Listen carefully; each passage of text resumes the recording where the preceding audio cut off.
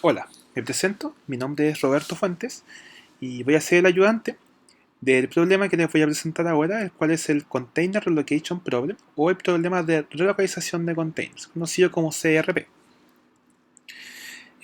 Para partir, digamos, voy a partir definiendo un poco a qué me refiero con esto. El problema de la relocalización de containers se ve mucho, digamos, en exportaciones del patio, desde el patio de operaciones del puerto, donde se realizan transportes de los contenedores en los buques. Eh, para ello, es necesario extraer los contenedores en orden desde el patio de operaciones. Pero como los contenedores se encuentran apilados uno encima del otro, solo se pueden acceder a los que están más arriba de cada pila, y en el caso de requerir alguno de ubicación intermedia del segundo hacia abajo, es necesario reubicar los que están por encima de este. Entonces, con patio de operaciones me refiero, digamos, a esto. En la vida real, en los puertos, ¿cierto? Se les considera esto como una bahía, ¿ya? Donde tenemos ciertos tiers, que son los niveles, la cantidad de contenedores apilados hacia arriba, y la cantidad de stacks, que sería la cantidad de contenedores apilados hacia los costados. ¿Ya? Viéndolo de una forma más sencilla, es lo siguiente. Tenemos, ¿cierto?, un número de stacks, un número de columnas hacia arriba, y tenemos el número de tiers, que sería la altura de cada columna. Por ejemplo, la altura de esta primera stack sería de 4, porque son 4 bloques. El del segundo serían 3 y así sucesivamente. Y la idea es ir extrayéndolos en orden. Es decir, este es el primer bloque que hay que extraer. Por lo tanto, para poder extraer este, yo necesito de relocalizar este y este contenedor. Por lo tanto, la idea es cómo puedo relocalizar estos de la mejor forma posible.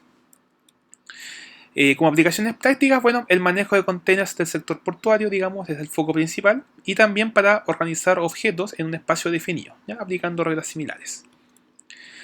Los parámetros entonces de este problema son los siguientes. Tenemos la altura h, es decir, los tiers, la altura máxima de las columnas, la n, que sería la cantidad de containers en la bahía, W, que es la cantidad de columnas en la bahía, la cantidad de stacks que tenemos, y S sub i, que sería la configuración inicial en la columna i. Es decir, S sub i sería básicamente cada uno de estos números: 1, 7, 18, 9, etcétera, etcétera, etcétera, que sería el orden de las columnas. Para las variables tenemos lo siguiente: tenemos 4 variables que nos van a ser de mucha utilidad. Tenemos B, que tiene 4 subíndices IJNT, que vale 1 si el contenedor N está en la posición IJ en el periodo T. Luego tenemos X, que es una variable fundamental, que nos representa 1, nos vale 1 si es que el contenedor N es movido desde la posición I,J a la posición K,L en el periodo T, y 0 en el caso contrario. Tenemos también I, que vale 1 si el contenedor N se recupera desde I,J en el periodo T, 0 en el caso contrario. Y finalmente tenemos la variable B sub NT, que vale 0 si el contenedor N está en la bahía en el periodo T, y 1 en el caso contrario, que se representa básicamente por la inecuación, que es cuando N es mayor o igual a T, vale 0, y cuando T es mayor a N, entonces vale 1. El objetivo entonces de esto es minimizar la cantidad de movimientos necesarios para poder despejar la bahía, lo cual se traduce como movimientos, sería minimizar la variable x, justamente. Entonces hay que minimizar la variable de x, digamos, compuesta por estas 6 sumatorias que están acá, que es bastante grande, digamos. Y está sujeto a las siguientes restricciones. La primera restricción es que cada contenedor debe estar dentro de la bahía o recibido. Es decir, en cada periodo de tiempo, cada container debe estar dentro de la bahía, dentro de la pila, perdón, o en la región exterior, lo cual se representa por la ecuación de más abajo. En cada periodo de tiempo, como segunda restricción, cada posición I,J debe estar ocupado por al menos un contenedor. Eso también es una restricción bien potente. La tercera es que no se permiten espacios dentro de cada pila. Es decir, si se mueve un contenedor en la posición I,J, entonces el slot, el espacio sobre el bloque, digamos, debe estar vacío. Por supuesto, además, ningún bloque se puede mover a una posición por encima de un slot vacío, de un bloque vacío, de una posición que esté vacía. Como cuarta restricción, tenemos la restricción de equilibrio de flujo. Se debe hacer cumplir una relación entre las variables de configuración y las variables de movimiento. Es decir, dada una configuración factible en el periodo de tiempo t-1, se alcanza una nueva configuración factible en el periodo de tiempo t mediante un conjunto válido de movimientos. Eso también es bien importante, lo cual se representa por lo que está ahí abajo. Como quinta restricción tenemos la relación entre la configuración externa y las variables móviles, es decir, que el contenedor n es igual a t se recupere de la bahía en el periodo t. Eso también es muy importante. Como sexta restricción tenemos la política del LIFO. La política del LIFO debe garantizarse ahora que estamos manejando más de una reubicación por periodo para la pila. Es decir, si en el periodo t el contenedor n está debajo del contenedor q y el contenedor n se mueve, entonces en el siguiente periodo t más 1, ese contenedor n no se puede encontrar debajo del contenedor q.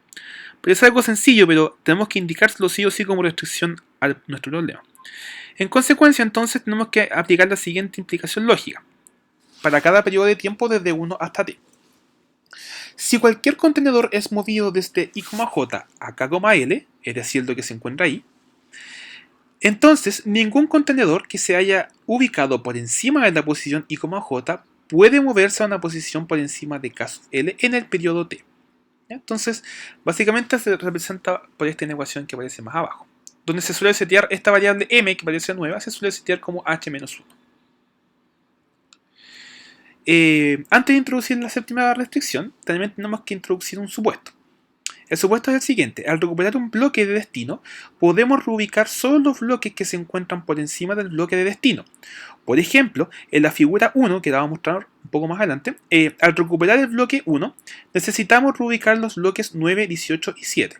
Además, para mantener la viabilidad, debe ser reubicado de acuerdo con las políticas del último en entrar, primero en salir, lo cual significa LIFO, last in, first out. Con la figura 1 me refiero al siguiente. Esta figura que vimos acá nos cuenta, digamos, que para poder extraer este bloque necesitamos reubicar sí o sí los bloques 9, el bloque 18 y el bloque 7. Y tenemos que reubicarlos también en ese orden, justamente. Eso también es muy importante. Entonces, para cumplir con esto, debemos asegurarnos de que solo se puedan mover los contenedores por encima del contenedor que se va a recuperar. ¿Ya? Es decir, en cada momento t, el siguiente bloque a recuperar es el bloque t. Por lo tanto, en cada tiempo, el bloque o container, ¿cierto?, objetivo, se ubica en la pila I si es que se cumple eso.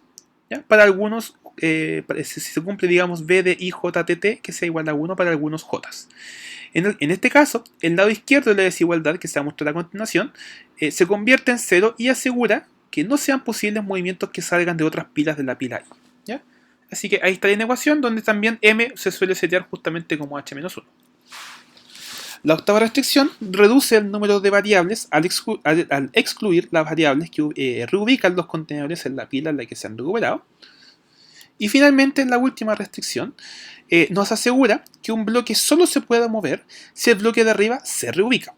Si el bloque ubicado en la posición I, J más 1 no se reubica, entonces no se permite la reubicación o recuperación desde la posición I, J. Esas son las 9 restricciones importantes que hay que cumplir. Entonces, como ejemplo, tenemos lo siguiente. En el periodo 1 tenemos que recuperar el bloque 1.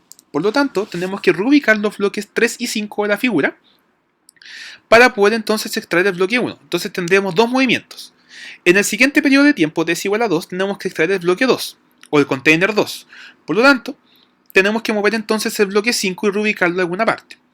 Luego, en el instante de tiempo 3, tenemos que extraer el 3, y este es muy sencillo porque no tiene ningún bloque encima, así que simplemente se extrae. En el caso del bloque 4, tenemos que reubicar el bloque 6 para poder extraer el 4. En el caso de los bloques 5 y 6 ya no es necesario porque ambos no tienen ningún bloque por encima y simplemente podemos extraerlos. ¿Ya? Eso es un poco la idea del problema. Como algunas variantes, tenemos también qué es lo que sucede, digamos, para relocalizar containers cuando tienen un peso. ¿Ya? Es decir, tienen un número o tienen un par, donde el primer elemento es el número de extracción y el segundo es el peso. Entonces, por ejemplo, para poder extraer el bloque 1, que tiene peso 2, necesitamos reubicar este bloque.